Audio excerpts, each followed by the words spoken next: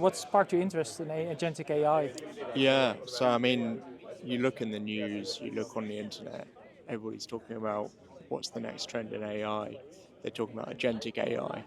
We're used to using tools like ChatGPT, these sort of single interaction things where input in, you get single output, right?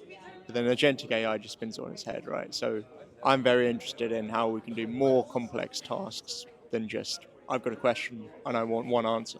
Yeah. How we can actually start integrating this into apps, but also assessing how reliable these steps are, right? So like Yeah. when you start training them together, does the thing actually Yeah, stick exactly. together? Like how good is it? Like, Exactly. does it get me there Yeah. 70% or does it get me there 80, 90%? Right. And Yeah. you know, can we perhaps deterministically evaluate how reliable these tools Yeah, are? I yeah, think yeah. that would be the gold standard. If you look at, for example, code linters, Yeah. which have been around for years and years, Yeah. these are deterministic tools that we know work.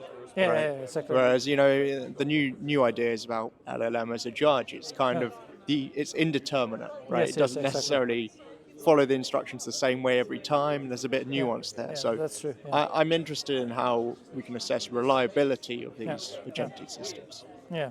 So what brought you to this event in particular? Like what attracted you? Well, I found it on the Luma app. Ah, okay.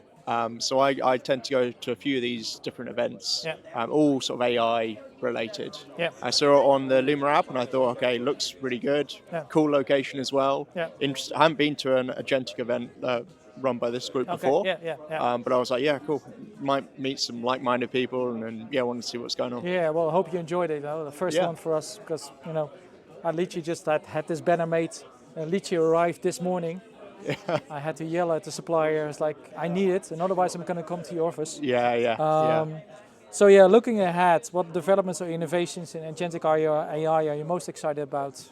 Yeah, so OpenAI just released Codex recently. It's really expensive at the moment to Yes. use. Price for me, it'll be interesting where the price goes. I think what will probably happen is it would be ultimately better for the consumer. It'll be a race to the bottom on price per token, and also model performance will improve. So I'm interested in seeing how that progresses over time, and hopefully exactly. for the consumer, price will Yeah, go as down. hopefully it goes down and not up, like Yeah. because you've seen some of the pricing, where it's like, Yes. oh yeah, 10 grand a month or whatever, and it's like, well, yeah, that's not really helpful. Yeah. And I know AI is not cheap to run, and I get it, but yeah. So what aspects of agentic AI are you more curious about or eager to learn? So, it's NA10? Is that what it's called? NA10? Yeah, NA10. Yeah, NA10. Yeah. That's really popular at the moment. Yeah. It's being used to build out workflows and stuff like that. Yeah. I currently work building out some workflow functionality at my employer. Yeah. In pure Java, right? Yeah. And we're not using any LLMs or agentic flows for that.